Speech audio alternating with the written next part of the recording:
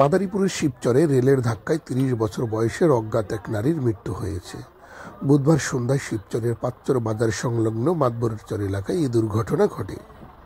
জানা যায়, সন্ধ্যার দিকে পাঁচচর এলাকার রেল লাইনে ট্রেনের ধাক্কায় এক নারীর মৃত্যু হলে পুলিশকে খবর দেয় স্থানীয়রা।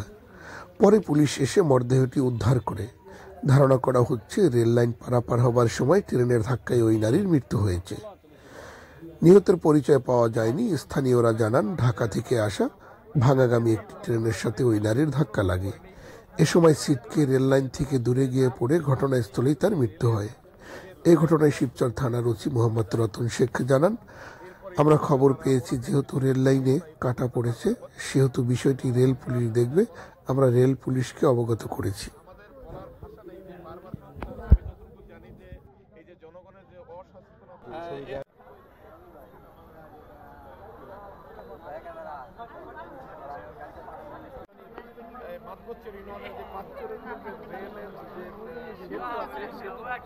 মেয়েটা জুতা আর কালো একটা উন্না ওই চিপাই এখনো আছে, ওখানে